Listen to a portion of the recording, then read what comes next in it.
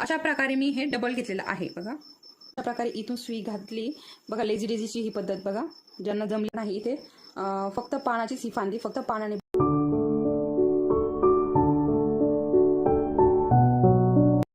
नमस्कार, प्रतिभा P designer या चॅनलमध्ये तुम्हा सर्वांचे खूप खूप मनापासून स्वागत आहे। तर बघा, आजचा जो आपला अरीवर्कचा क्लास आहे तर हा 10वा क्लास आहे आणि या अगोदर आपले 9 क्लास पूर्ण झालेले आहे। तर 9 क्लासमध्ये आपण पूर्ण बेसिक हँडवर्क जे आहे ते शिकलेलं आहोत आणि मलाही असं वाटतं तुम्हाला नक्कीच हे हँडवर्क जे आहे ते जमत असेल। जरी कुणाला जमत नसेल तर मला नक्की कमेंट करा, असं मी तुम्हाला म्हटले होते कालच्या व्हिडिओमध्ये।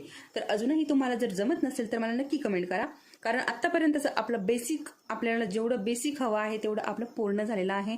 म्हणजे हेच आपलं बघा। आता यापासून तुम्ही अगदी व्यवस्थित अशी डिझाईन बनवू शकता। बनवली तर खूपच सुंदर बनते। तर त्याच्यामुळे आपलं हँडवर्कचं हे बेसिक झालेलं आहे। 9 दिवसामध्ये आपलं हे बेसिक कंप्लीट झालेलं आहे। तर बघा, आपल्या पहिल्यापासून मी आतापर्यंत काय घेतलेलं आहे आपण अगोदर ते बघूया आणि नंतर हे बघा, इथे मी सिल्क थ्रेड घेतलेले आहे। यापासून आता डिझाईन कसं करायचं हे मी तुम्हाला सांगणार आहे।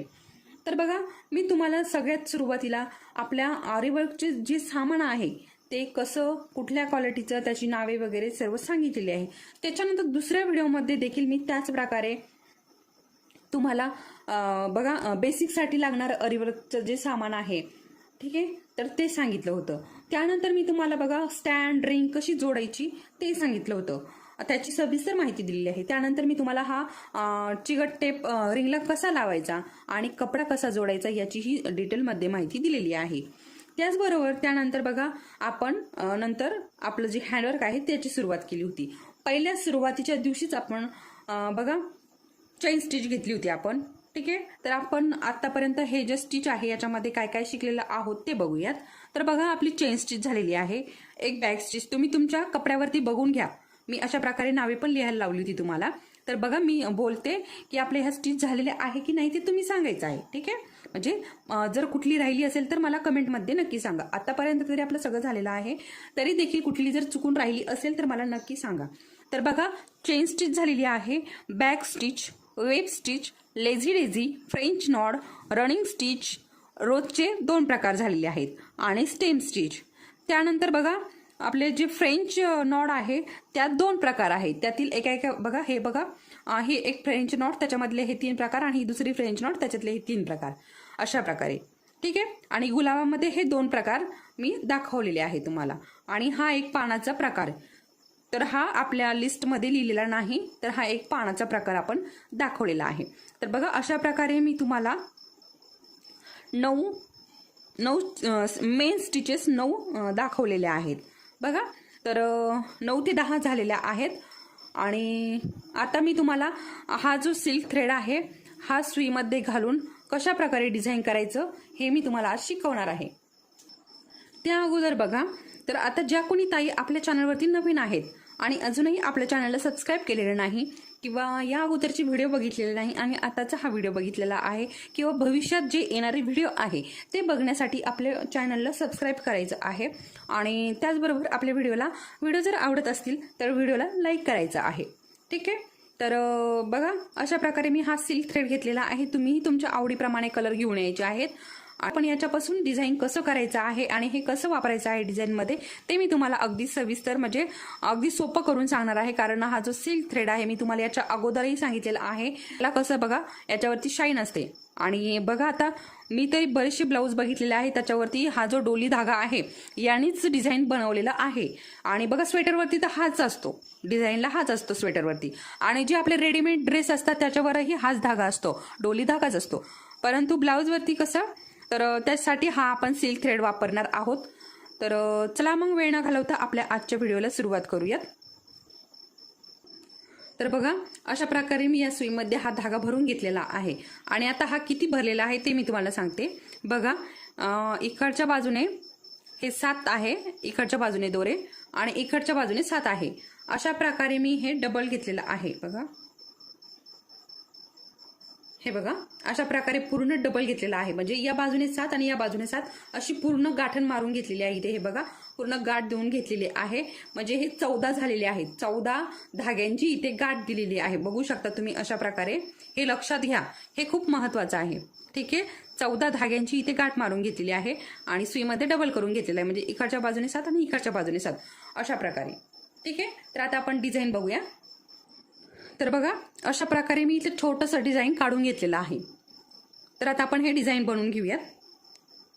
तर हे बघा इथून मी अशा प्रकारे सुई घातली. बघा फक्त आपल्या फांद्या फांद्या बनवून घेते मी. तुम्ही तुमच्या आवडीप्रमाणे डिझाईन बनवून घ्यायचं आहे. आणि हे बघा आता हा धागा करताना बघा पूर्ण असा प्लेन ओढून धरायचा आहे. बघा अशा प्रकारे पूर्ण असा ओढून एकदम असा सरळ धरायचा, म्हणजे काय होतं त्याच्यात गुतामत होत नाही. आणि हे बघा अशा प्रकारे मी खालच्या बाजूने अगदी सावकाश करायचं. इथे हा जो धागा आपण भरला सुईमध्ये तर अजिबात गडबड करायची नाही. हे बघा या 2 बोटांमध्ये बघा मी अशा प्रकारे पकडलाय, म्हणजे अगदी व्यवस्थित आणि हळूवारपणे हा खाली जाईल. बघा अशा प्रकारे. ठीक आहे, त्यानंतर बघा आता इथे आपण हा जो धागा आहे काढलेला आहे आणि अगदी सावकाश बघा. ठीक आहे, अशा प्रकारे बघा अगदी सावकाश, अजिबात गुतामत होऊ देऊ नये. हे बघा अशा प्रकारे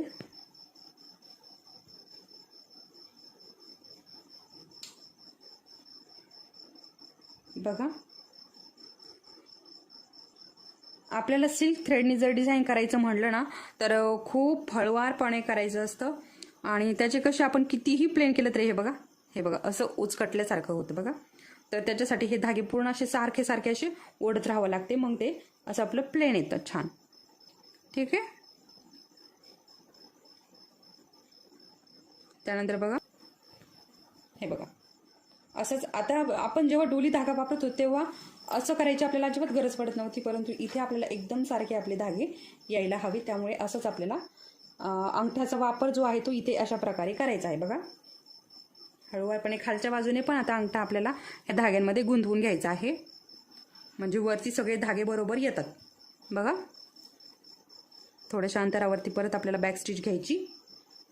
आणि हे बघा हीच प्रोसेस आपल्याला आता सर्व डिझाईनसाठी. आता कुठलीही डिझाईन तुम्ही बनवताल बघा, गुलाबाचं फूल बनवा, पान बनवा, काहीही बनवा, तुम्हाला हीच टिप जी आहे तिथे उपयोगी पडणार आहे. हेच तुम्ही तिथे फॉलो करायचं आहे. बघा तर अशाच प्रकारे तुम्ही आता कुठलंही डिझाईन सिल्क थ्रेडनी अशाच प्रकारे बनवायचं आहे. फक्त धागे जे आहे ते अगदी व्यवस्थित आहे बघा अशा प्रकारे अलगद आहे. बघा अंगठा जो आहे त्याच्यामध्ये पूर्ण असे सरळ करून घ्यायचे, म्हणजे गुतामत होत नाही.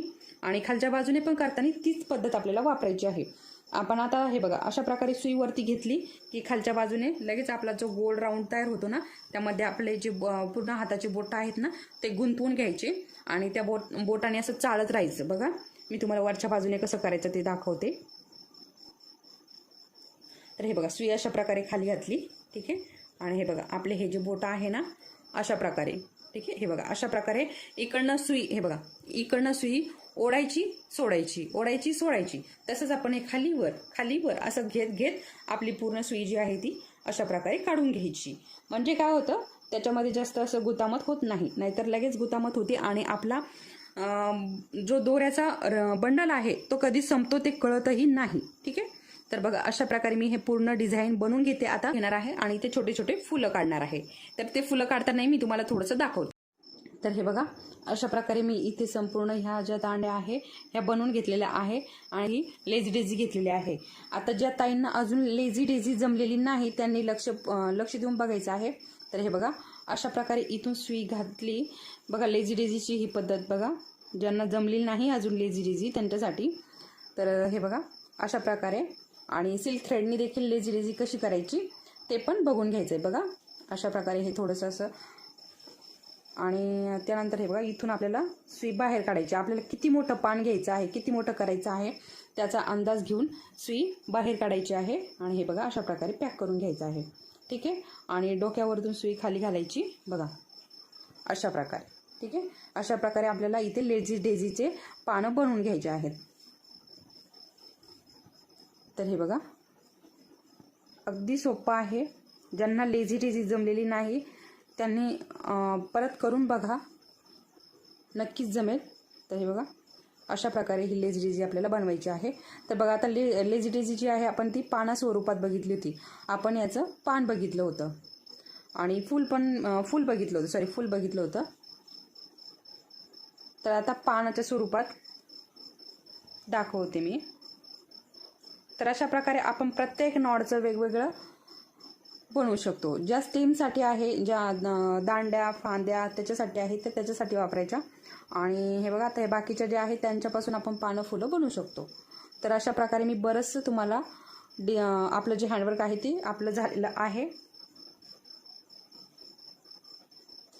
आणि हे बघा अशा प्रकारे ही लेझी डेझी देखील आपली कंप्लीट झालेली आहे. अशी मी एका फांदीला 4-4, 5-5 पानं घेतलेली आहेत. बघा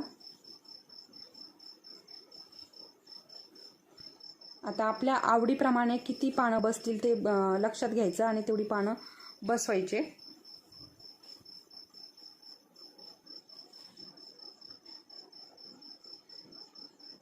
तर बघा अशा प्रकारे आता इथे एक शेवटीचं पान घेते मी. बघा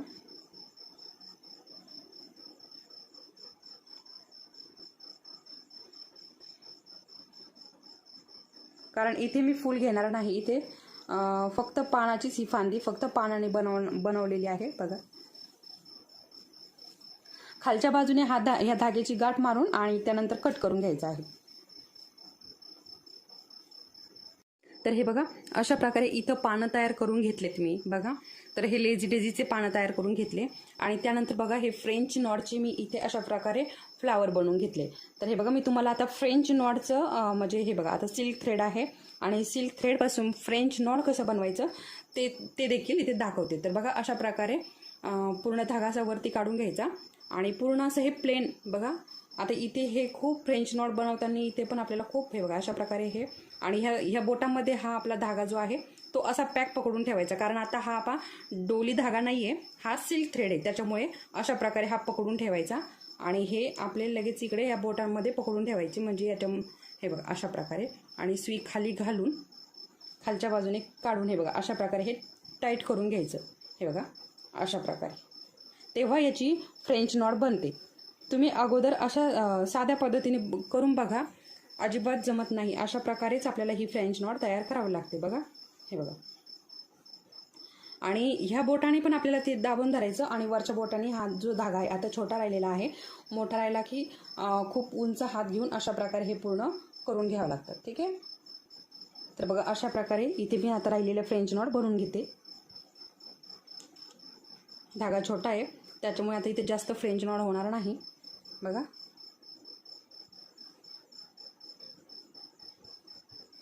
तर बघा याच्यामध्ये मी तुम्हाला सिल्क थ्रेडनी डेझी कशी बनवायची आणि फ्रेंच नॉट कशी बनवायची बरंचसं सांगितलेलं आहे. तर अशाच प्रकारे सर्व जे आता हे डिझाईन हे गुलाब वगैरे हे सर्व अशाच प्रकारे करायचं आहे. फक्त धाग्याची काळजी घ्यायची आहे. आता कुठलंही डिझाईन बनवताना हीच पद्धत आपल्याला वापरायची आहे.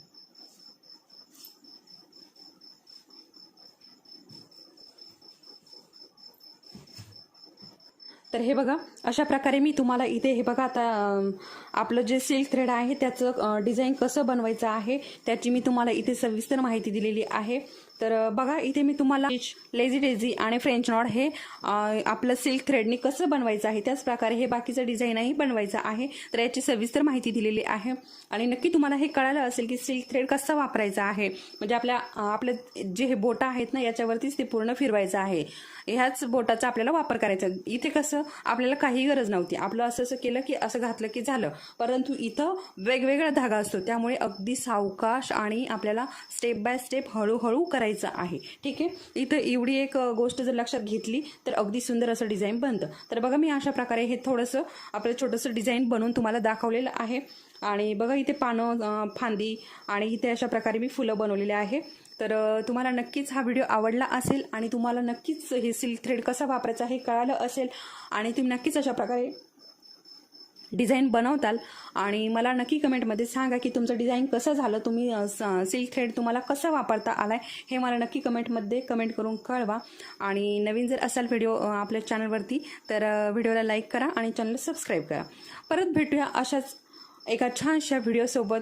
तेही आता अरीवर्क सोबत, कारण आपलं हे बघा पूर्ण झालेलं आहे हँडवर्क. तर आता आपण करणार आहोत अरीवर्कची सुरुवात. उद्याचा जो व्हिडिओ येणार आहे तो अरीवर्कचा असणार आहे. याच्यावरती जर काही तुमचे प्रश्न असतील तर नक्की सांगा. मी तुम्हाला ते प्रश्न जे आहे ते आपलं अरीवर्क चालू असतानाही त्याचे उत्तरं मी तुम्हाला सांगेल. ठीक आहे. त्याचबरोबर कुणाच्या प्रश्नाचं जर उत्तर राहिलं असेल, कुणाची कमेंट जर चुकून राहिली असेल तर मला परत कमेंट करा, म्हणजे मी परत त्याचं उत्तर तुम्हाला सांगेल. तर अशा प्रकारे चला मग परत भेटूया पुढच्या व्हिडिओमध्ये. तोपर्यंत धन्यवाद.